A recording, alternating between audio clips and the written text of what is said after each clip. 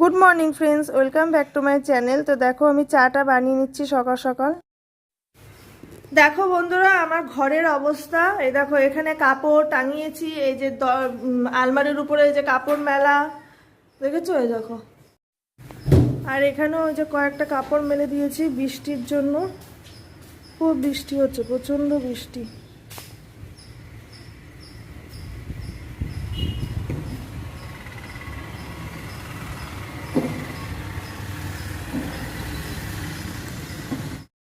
আর এখানে দেখো এই যে ভাত হয়ে গেছে। আর এখানে আজকে রান্না হবে এই যে আলু ফুলকপির তরকারি হবে নিরামিষ করে, আর হবে এই যে মাশরুম কারি। তো এই যে মানে টুকটাক আর কি কাটছিলাম, কেটে আর কি এখন এগুলো কাটবো। আলু, টমেটো, পেঁয়াজ, রসুন, আদা এগুলো কেটে আর কি মাশরুমের জন্য বাটা হবে। আর আলুটা পড়বে হচ্ছে ফুলকপিতে। তো এই দেখো মাশরুমগুলো আমি সব পরিষ্কার করলাম হাত দিয়ে কচলে কচলে। আর এই দেখো মাশরুমের নোংরা, তো সেই জন্য হচ্ছে আর কি ওই গরম জলে ভিজিয়ে রেখে দিই। গরম জলের মধ্যে নুন দিয়ে এগুলো ভিজিয়ে রেখে দিলে 10 থেকে 15 মিনিট সব নোংরাগুলো উঠে যায়। দেখো আর কতটা বালি, দাঁড়াও তোমাদের দেখাচ্ছি। এ দেখো কেমন বালি বেরিয়েছে। তো এগুলো পুরোটা পরিষ্কার হয়ে যায় আর কি গরম জল দিয়ে চুবিয়ে রেখে দিলে।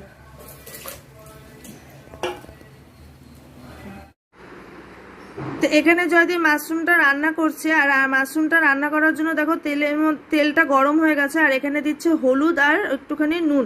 তো হলুদটা দেওয়ার কারণ হচ্ছে চারপাশে যাতে তেলটা ছিটে না যায়। তো এটা একটু নাড়াচাড়া করে তারপরে দেবে গোটা জিরে, শুকনো লঙ্কা আর তেজপাতা ফোড়নে দিয়ে, তারপরে ওই যে কেটে রেখেছি আমি পেঁয়াজটা ডুমু ডুমু করে। তো তোমরা দেখো ওটাও পরপর সব কিছু দিয়ে আর কি বানাচ্ছে। আর আমি চলে গেছিলাম রুনকে পড়াতে, কারণ ও স্নান করিয়ে দিয়েছি। আর শনিবার রোববারটা ওকে আমি চেষ্টা করি মানে স্নান টান করে আর কি পড়াতে বসানো, তাহলে অনেকক্ষণ পড়তে পারে। ওখানে মানে মাঝখানে উঠে আর স্নান করা এগুলো করতে হয় না।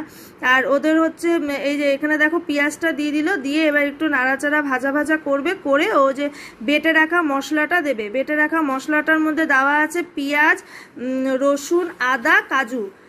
তো এগুলো দিয়ে আর কি মশলাটা পেস্ট করে নিয়েছে। আর ও না মানে অন্যরকম করে রান্নার স্টাইলটা ওর অন্যরকম, মানে অনেকটা রেস্টুরেন্ট স্টাইল বলতে পারো। মানে ঘরোয়া রান্নাটা ও খুব একটা পারে না। আর এইসব রান্না যেমন মাশরুম, চিকেন এগুলো ও মানে রান্না করতে ও ভীষণ পছন্দ করে। ও বিয়ের আগের থেকে রান্নাটাও খুব ভালোবাসত করতে, সব রকম রান্নাই ও পারে। মানে ছোটবেলার থেকে ন্যাক বলতে পারো রান্নার প্রতি। তো এটাই আর কি ওর হয়েছে। আর একদিকে সুবিধাও, মানে ও আর আমি দুজন মিলে করলে কি হয়, মানে ও যদি রান্নার দিকটা দেখে তাহলে আমি ঘরের বাদবাকি কাজগুলো সারতে পারি। আর এখানে যা বৃষ্টি শুরু হয়েছে না, মানে কি বলবো, আর বিছানাগুলো পুরো স্যাঁতস্যাঁতে হয়ে গেছে। তা আমি ওই বিছানাটাও ঝেড়ে ঝাড়িয়ে পরিষ্কার করছিলাম, সাথে রুনকেও পড়াচ্ছিলাম। আর এখানে হচ্ছে মানে কাটা বাটাগুলো করে নিয়ে রেখেছি, তাই সেই জন্য আর কি যদিবে সুবিধাও হচ্ছে রান্নাটা করতে। আর এই যে দেখেছো ইন্ডাকশনের উপরে মশলার গুঁড়োগুলো পড়েছে, এটাকে আবার মানে ও হচ্ছে নিখুঁতভাবে রান্নাটা করবে যাতে কোথাও তেলের ছিটা না পড়ে, যাতে আর কি মশলার গুঁড়ো না পড়ে, মানে এরকম সমানে মুছে রান্না করে, মানে এরকম আর কি। তো এখানে দেখো মশলাটা দিয়ে এবার একটু জল দিয়ে দিল। আর মশলাটা কষানোর পরে আবার জল দিয়েছে, দিয়ে এবার হচ্ছে মাশরুমটাকে দিয়ে দেবে। তা আমি যখন আবার রান্না করি না, আমি কি করি মাশরুমটাকে একটু ভেজে নিই আলাদা তেলের মধ্যে। কিন্তু জয়দীপ ভাজে না, জয়দীপ বলে যে না, তাহলে মাশরুমের গুণটাই নাকি নষ্ট হয়ে যায়। বলে জল মানে মশলা ঝোলটাও ফুটবে, সাথে মাশরুমটাও দেবে, তাহলে মানে খেতেও ভালো লাগে আর মাশরুমের গুণটাও থাকে।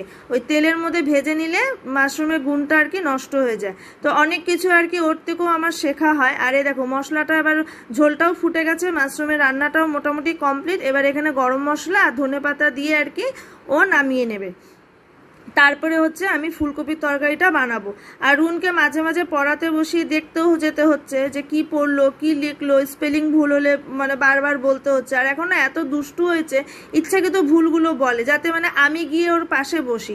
আমি পাশে গিয়ে বসলে ও ঠিকঠাক করবে, যেই একটু কাজের মধ্যে চলে আসি ও মানে ইচ্ছাকৃত আর কি আর কে এম বলবে, এন কে আর বলবে, যাতে মা কাছে এসে বসে। মানে এই জিনিসগুলো ওর এখন নতুনত্ব সব হচ্ছে, জানো না। তো তো এখানে দেখো এই যে ফুলকপির তরকারিটা এবার আমি করছি। ফুলকপির তরকারির মধ্যে নর্মালভাবেই করব। এখানে হচ্ছে গোটা জিরে, তেজপাতা ফোড়ন দিয়ে একটু সামান্য হলুদ দিয়ে আলু ফুলকপিটাকে ভেজে আর কি তারপরে বানাবো। তো ঢেকে ঢেকে ভাজছি। আর আমি জয়দীপ বললো যে যেহেতু আলুগুলো ছোট ছোট পিস করেছো, তো সেজন্য আশা করি হয়তো কড়াইয়ে সেদ্ধ হয়ে যাবে, তো কড়াইতেই করো, আর প্রেশার কুকার ভরাতে হবে না। আমার আবার কি বলতো, যদি কড়াই ভরে তাহলে আমি কড়াইতেই রান্নাগুলো সেরে নিই, আর যদি প্রেশার কুকার ভরানো হয় তাহলে আমি কুকারেই রান্নাগুলো সেরে নিই। মানে আমার আমার মনে হয় কি আবার একটা বাসন ভরাবো এরকম মনে হয়, আর ভরালেই তো মাজতে হয়, তা একটু আর কি আলসামি হয় আর কি রান্নার ক্ষেত্রেও, কি আর করা যাবে।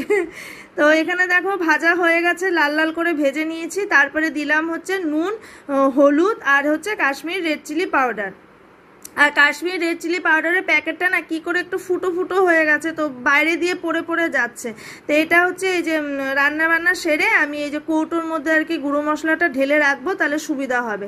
আর এখানে সামান্য একটু চিনি দিয়েছি, যেহেতু নিরামিষ তরকারি তো চিনিটা দিলে ভালো লাগে। আর এই ফুলকপির তরকারিটার মধ্যে হচ্ছে বেটেছি হচ্ছে ওই যে সেদিনের গুঁড়ো মশলা, যেটা আমার ভাজা মশলা থাকে, ওটা নিয়েছি, আদা, আর নিয়েছি হচ্ছে টমেটো, আর হ্যাঁ টক দই দেওয়া হয়েছে। তো টক দই মাশরুমেও দেওয়া হয়েছে, আর ফুলকপির তরকারিতেও হাফ টক দইটা দিয়েছি।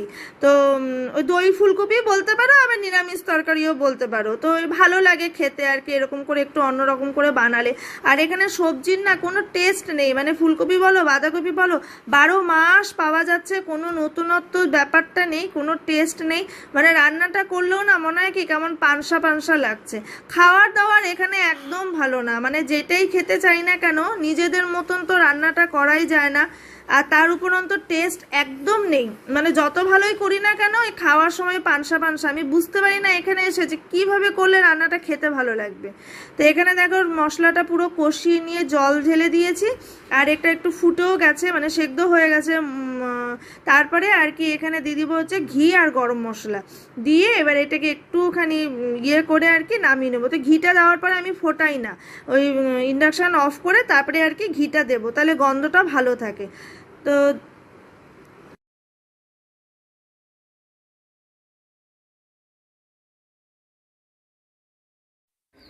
তো হয়ে গেছে রান্না। এখানে হচ্ছে ভাত হয়ে গেছে, আর এটা হচ্ছে মাশরুম কারি জয়দীপ বানিয়েছে দেখলেই তো, আর এটা হচ্ছে আলু ফুলকপির তরকারি, ঘি গরম মশলা দিয়ে নামিয়ে নিলাম। তো এটাই হচ্ছে দুপুরের আজকে মেনু।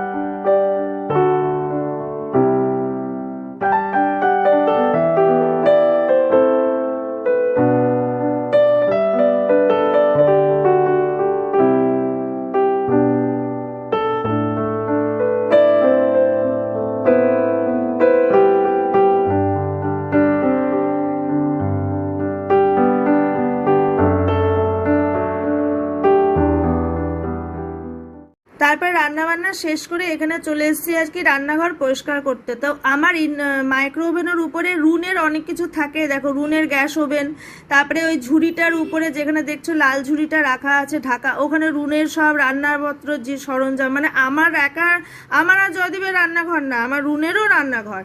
তো এখানে আর কি ও সব কিছু আর কি আমার মতন করে করে। মা আমিও রান্না করেছি দেখো, আমিও এটা বানিয়েছি দেখো, তো ওরও সব কিছু চলতে থাকে এখানে।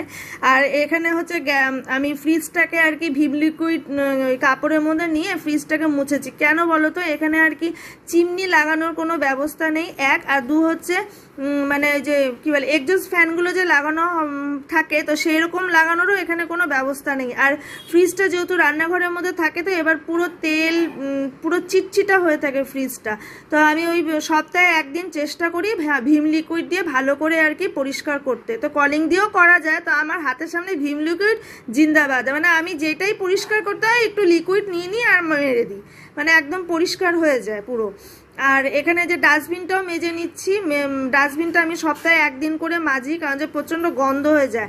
আর এই গামলাটা না আমি তোমাদের বলেছি আগেও, আবারও বলছি, গামলাটা হচ্ছে আগের ভাড়াটিয়ার ছিল। তো গামলাটা হচ্ছে এতটা বড়, আর মানে তোমার নোংরা ফেলতেও খুব সুবিধা হয় বলে না আমি গামলাটা আর চেঞ্জ করিনি, আমাদের ডাস্টবিনটা রেখে দিয়েছি যে থাকবে, গামলা যদি ফুটো ফাটা হয় তখন ডাস্টবিনটা ইউজ করবো। আর এখন গামলাটা যেহেতু ভালো আছে গামলাটাই ব্যবহার করি। তো গামলাটা মেজে এখানে উপর করে তারপরে একটু বাইরে দিয়ে এলাম যে জলটা একটু।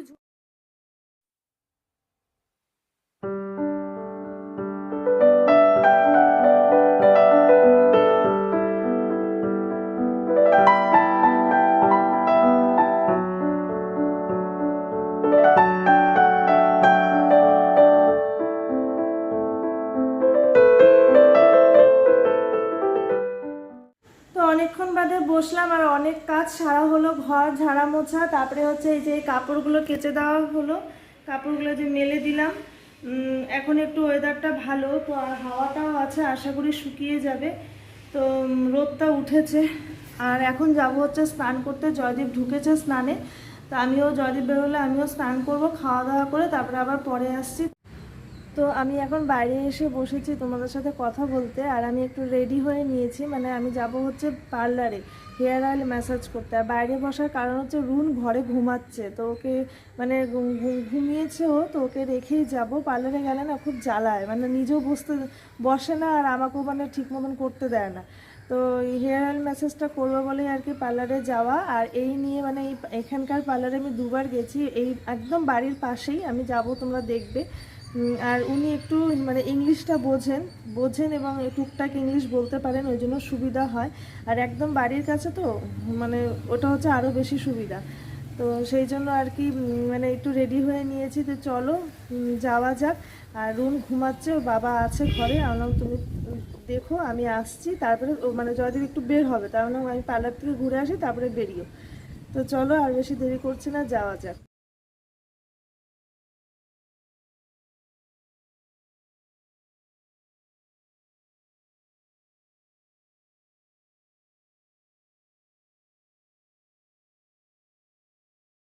তো চলে এসেছি পার্লারে। আর আমি যেহেতু নারকেল তেলটাই ইউজ করি, তো সেই জন্য আমি তেলটা আমি ঘর থেকেই নিয়ে যাই। আর মানে পার্লারের তেলটা দিয়ে আমি খুব একটা করি না।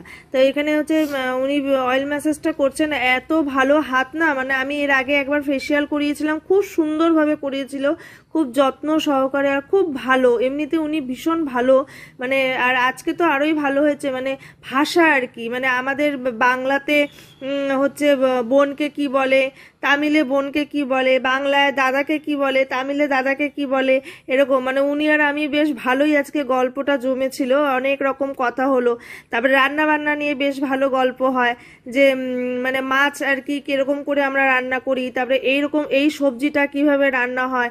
আর উনিও যেহেতু ইংলিশটা বলতে পারেন, বুঝতে পারেন, তো ওনার সাথে কথা বলতে না ভীষণ ভালো লাগে। আর এর আগের দিনও গিয়ে মানে হয়েছিল, সেরকম হয়নি, ভিড় ছিল। আর আজকে যেহেতু আমি তাড়াতাড়ি করে চলে গেছি, তো সেই জন্য আর কি ভিড়টা কম, ওনার মানে সন্ধ্যাবেলাটায় বেশি ভিড় হয়। তো যাই হোক তাড়াতাড়ি করেও চলে এসেছি বাড়িতে। তো এখন বাজে হচ্ছে রাত্রি 11টা। আর মানে পার্লার থেকে এসেছি সন্ধ্যাবেলায়, মানে অনেকক্ষণই হয়েছে এসে, সন্ধ্যা দিয়ে চা খেয়ে তারপরে হচ্ছে রুনকে পড়াতে বসানো হলো, তারপরে একটু গল্প করলাম। আর আজকে না রাত্রে আর কিছু রান্না করিনি, ওই দিনের তরকারিটাই ছিল, ফুলকপির তরকারি ছিল, আর মাশরুমটা দিনে খাওয়া হয়ে গেছে। তো ফুলকপির তরকারিটা একটু বেশি করেই করেছিলাম, রাতে হয়ে যাবে বলে। আর ওই রুটি যে জয়দীপ যেটা কিনে নিয়ে আসে রেডিমেড, যেটা যে তাওয়াতে সেকলেই হয়ে যায়, তো ওই রুটি দিয়ে আর কি ফুলকপির তরকারি খাওয়া হলো। আর রুনকে একটু ভাত রেখে দিয়েছিলাম, রুনকে ভাত আর ফুলকপির তরকারি খাইয়ে দিয়েছি। তো হয়ে গেছে খাওয়া দাওয়া কমপ্লিট, আর এখন নাইটিটা ছেড়ে ইনার পরে আর কি শোবো। এমনি বিছানা টিছানাও করা, রুনের পুরো কমপ্লিট, রুনের কাজ রুনের হয়ে গেছে, জয়দীপের মতন এখনো করছে ওর কাজগুলো কিছু কিছু, আর আমার কাজও কমপ্লিট। তো এবার হচ্ছে শুতে যাব। তো আজকের মতন ব্লগটা এখানেই এন্ড করছি। সবাই ভালো থেকো, সুস্থ থেকো, কালকে আবার নতুন একটা ব্লগ নিয়ে তোমাদের সাথে দেখা হচ্ছে। তো আজকের মতন টাটা, গুড নাইট।